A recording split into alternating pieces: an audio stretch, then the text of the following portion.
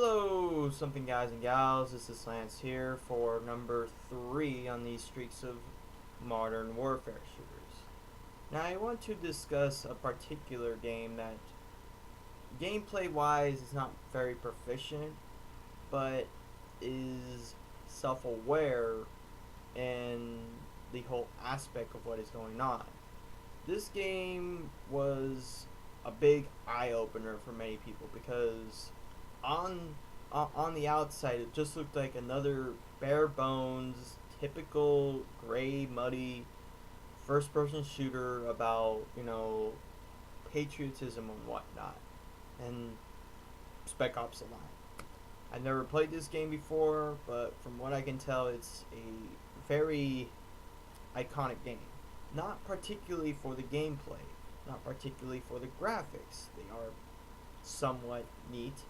It's about it's kind of just pointing at Call of Duty and Battlefield and saying that they're shit. What they're trying to propagate is shit. What they're trying to propose is shit. It pretty much it makes you feel, the game makes you feel guilty for what you're doing. Killing brown people because some motherfucker told you so, and you didn't have to think twice about it. You never thought twice about it. It's a revolutionary thing. It's one of those games that makes you self-aware about the choices you make in a video game and how they possibly could affect you in real life. Often I don't think that games can psychologically affect how one feels about doing something or another. Because when I play GTA 5 and you're fucking mowing down a whole bunch of people with a minigun, I never think to myself if my fucking, moral fiber has been decayed yet. That I should feel guilty that I kill these fucking mere pixels that because we as a human species are capable of being able to tell between reality and fantasy, whether it be a fictional book, a piece of art, a TV show, or a video game. And that might also say that, technically a video game is a piece of art if we can see it, as a masterpiece of a technical display and gameplay that is coherent and does not have any little narrative dissonance, which Bioshock Infinite has, but still, on the level, it's still a pretty fantastic game. But, yeah, we can tell that. When I'm playing fucking Doom, I know that the things I'm killing aren't real. I know that when I'm killing other soldiers and I'm not killing real people, that I know that what I'm doing is not relative to how I feel in real life. Like, if I was to play a racing game and I just drive horrible in that game, that does not mean that I am a bad driver in real life. If I can shoot people in the headshot often in a video game, it doesn't mean I could do that for real, or if I want to. And often, the funny thing is that a lot of gamers are afraid of using real weapons and whatnot, but but ironically also willing to just use these big fucking awesome guns to shoot down anything. And that's also an aspect of how I feel that video games don't have an effect, because really when it comes down to it, people don't really care what they kill in video games. It doesn't matter to them whether it's fucking Nazi zombies or fucking Teletubbies if you have the right mods to do so.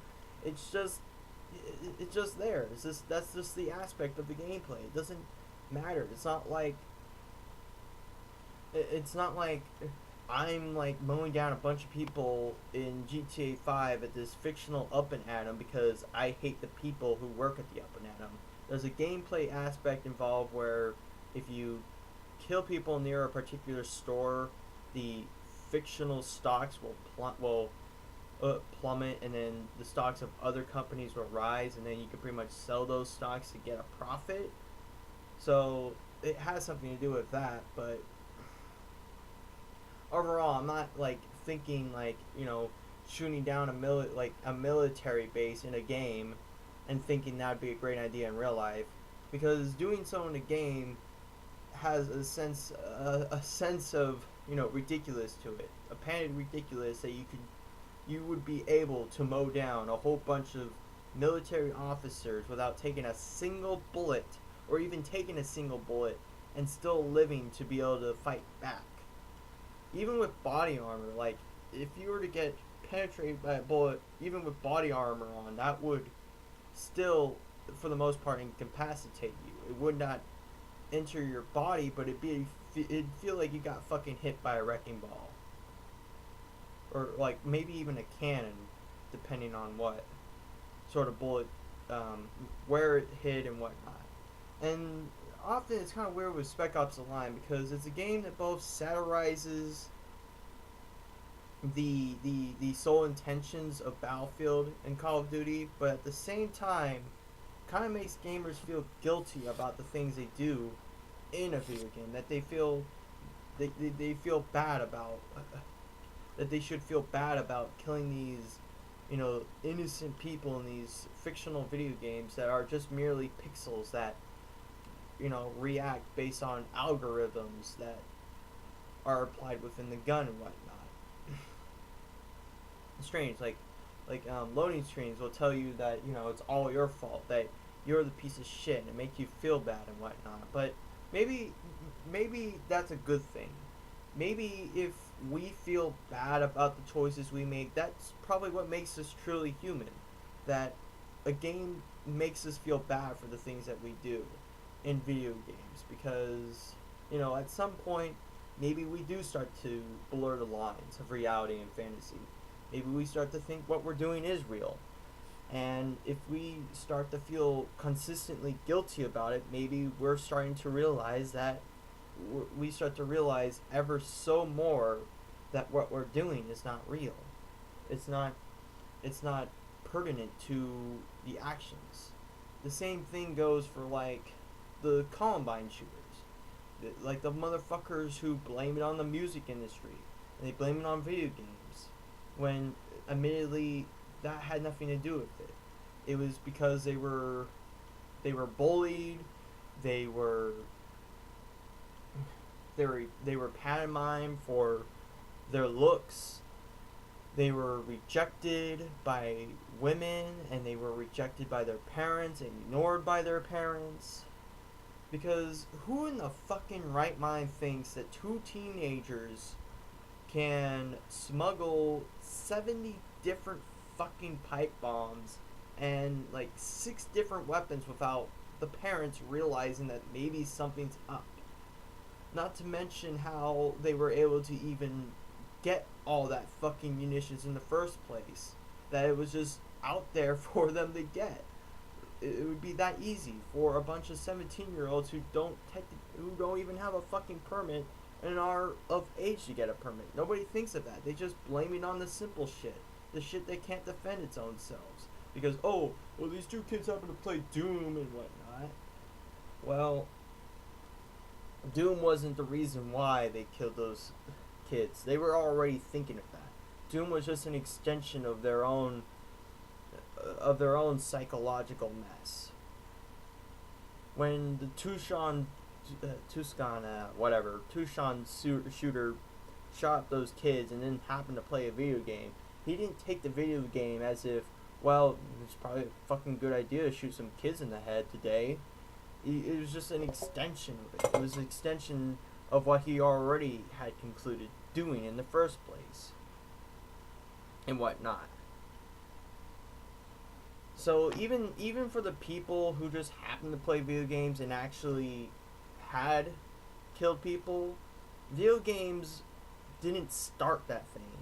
It's not like when I saw porn that it activated my fucking sexual drive. I already had a sexual drive. I just need pornography to fulfill that drive. It's an extension of that drive. just like with video games and real violence. Real violence does not, well, video games does not cause real violence. Violence is what you is inherent violence is what causes people to use video games as an extension to fulfill it. And some people might get fulfilled from it, and other people's might not. But I'm not saying that all games are, and I'm not saying that all people who play video games are using it to fulfill some violence.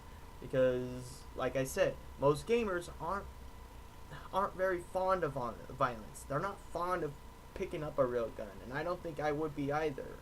When I'm playing airsoft with my friends and shooting them with a airsoft BB that's only like .12 millimeters and probably could barely even leave a dent, I know, I know that I'm not causing real harm.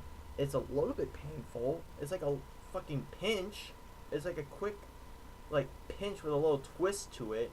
But I know that I'm not, like, clinically hurting them to the point of death, or the point that I would, like, somebody would have to resuscitate them somehow.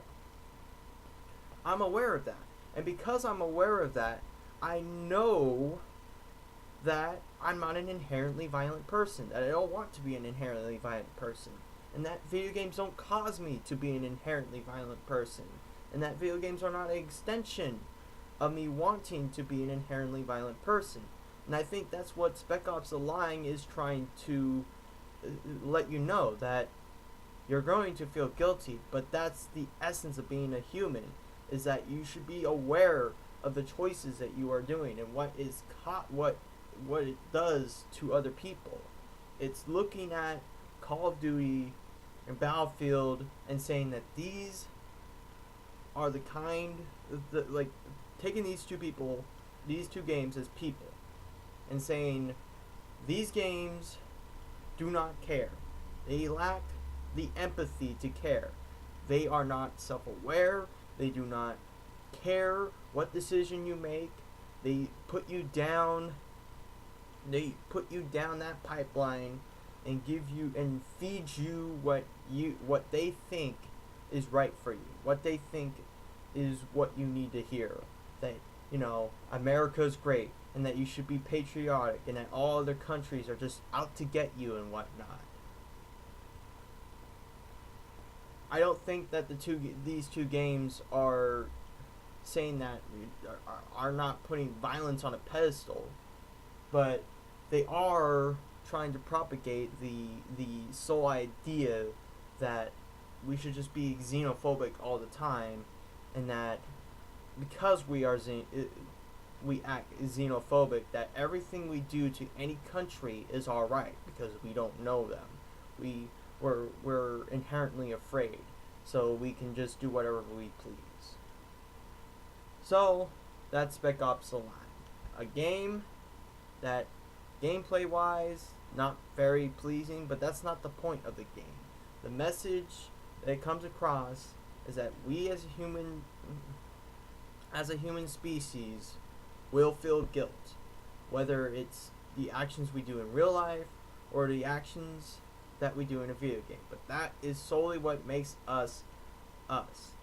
And as long as we are aware of what we're doing is wrong, then we cannot possibly do any harm to anyone. So that is the end of the streak there for you. I don't think I'll be making a little punny line for this, because I actually do respect Spec Ops: The Line apart from Battlefield Horror and Call of Indoctrination. So I hope you enjoyed this little mini series as much as I'm attempting to try to get some amount of sleep today. So I hope you enjoy. Bye.